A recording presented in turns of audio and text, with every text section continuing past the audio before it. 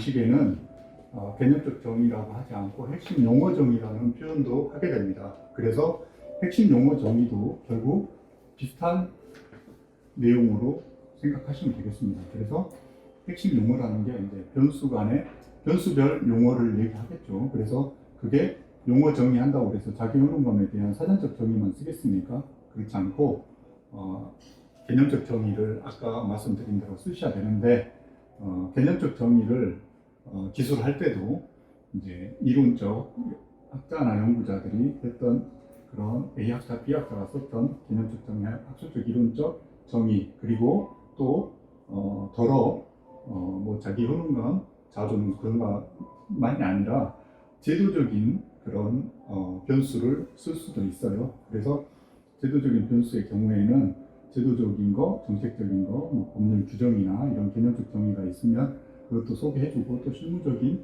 개념적 정의가 다른 정의가 있으면 소개를 해줘야 됩니다.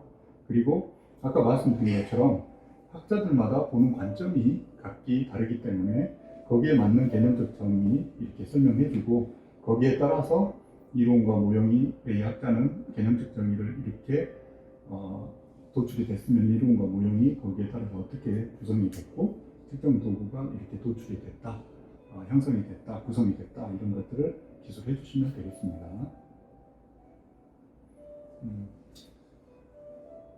아까 말씀드린 것처럼 원서를 보고 변수의 조작적 정의를 할 때 특히, 그리고 그 변수에 대한 조작적 정의뿐만 아니라 2장 이론적 고찰의 개념적 정의부터 이론, 모형, 분석 트리나 측정 도구를 기술할 때 원서 내용을 인용을 해줘야 됩니다. 그리고 그거를 말씀드렸던 것처럼 이제 국내 논문 통해서 보기 때문에 특히 박사 논문 위주로 보셔서 그 변수를, 척도를 우리 국내에서 또 사후에 이렇게 재인용한 것도 표시를 해줘야 됩니다. 그렇게 하고 말씀드렸던 것처럼 연구 방법론 측면에서 이론과 분석, 특히 분석에서 그 변수의 조작적 정의가 돼 있으면 그거에 따라서 관련된 학자들의 이론과 모형, 특히 특정 도구에 대해서 기술을 해줘야 부합이 되게 되겠습니다. 그리고 이 말이 역시 그 같은 맥락입니다. 그래서 3장 연구 설계나 방법에 변수 조작적 정의와 어떤 유기적인 관계를 고려해서 이론적 배경을 작성을 해주셔야 된다는 거 명심하시기 바랍니다.